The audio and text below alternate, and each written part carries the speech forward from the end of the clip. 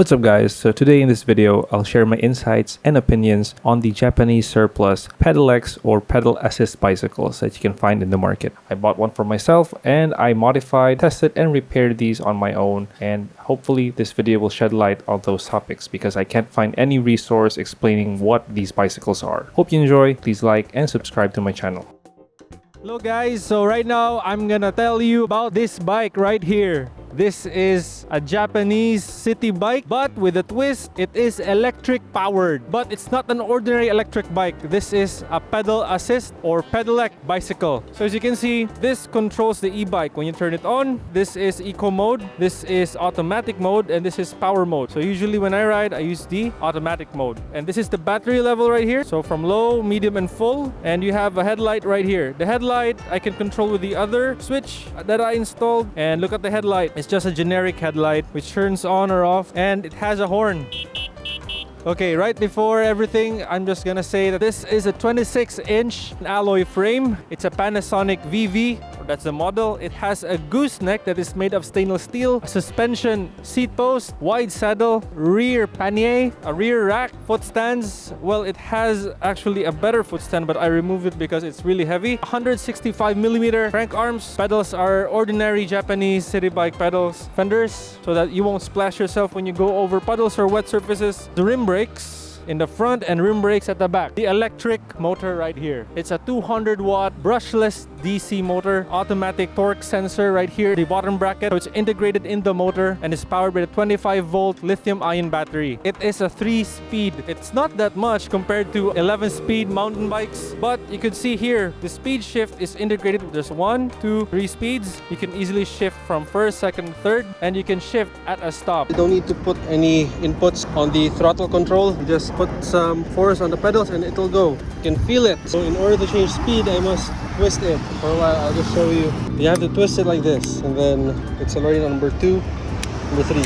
We just put some force on the pedal, it will run. You can feel the motor kicking in as it accelerates, but once you're at speed, you don't really feel much of the motor unless you're having a hard time pedaling the bike.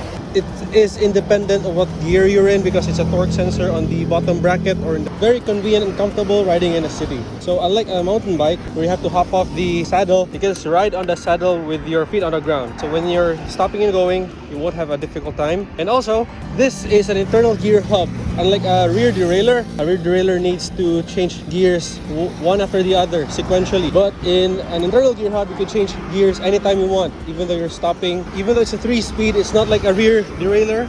The 3-speed setting is actually a wide range. It's like the first, the middle, and last gear of your rear derailleur. It's just really a good range to have when you are riding on a city bike. So also, the city bike is equipped with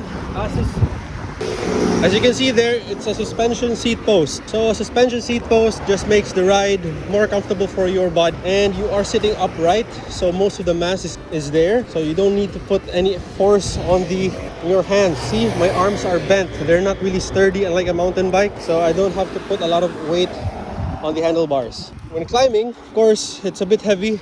It's a city bike, even though it's aluminum alloy frame. It has a motor, it has a battery. It's quite heavy when you're climbing up. But with the motor assist for slopes like these, it's pretty achievable. It's really easy with this bike.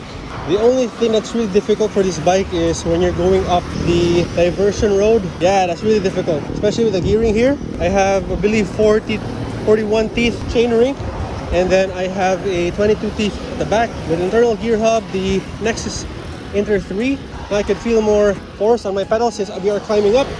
Oh yeah, I feel it, but the motor is already helping me. Ako karon sa Tagum City. It was here in the city of Tagum where I bought the electric bike. I then tested the parts that were working and bought 2 bikes. One is the main bike and one is a spare bike. So whenever I needed parts to fix, I just get the parts from the spare bike. However, upon testing both of the bikes, these work exceptionally well and can perform in smooth and rough road conditions. I just bought additional parts from Facebook market groups because these parts are easily common among city or ladies bikes in the Philippines. As you can see, as I was assembling the spare bike, that the controller or the electric control panel is different. I had to rewire them and also make modifications to the existing wiring diagram. It's a bit difficult, but with the sheer determination, it can be done. So you can see now here that I changed the color of the old white pedelec bike into an off-white color so that I could get that coffee bike aesthetic. I used just Boston spray paint, but you know, it's better if you use automotive paint because it doesn't scratch easily. So here I'm just smoothing out all the rough edges of the paint, and I put some clear coat so that it will be shiny. You can see here it's really shiny and it's good for assembling. This is just a time lapse on how I did it, but basically you have to strip all of the paint and apply a new layer, which is I don't recommend you do on your own. You just hire someone else to do it because they're the pros and they know better. What I did was just plain learning experience. So here I painted brown, especially on the wheel fenders, to make it stand out as a coffee bike. You'll see later how it looks like this. It has a rear pannier and it really looks nice with those brown wheels and brown wide saddles.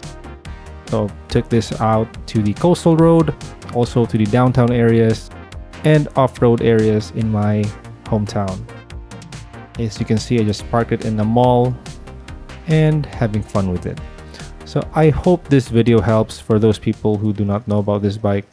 Hope you enjoy what you're doing and hope you have information from this. Please like, share, and subscribe this to your friends or co-hobbyists. Thank you.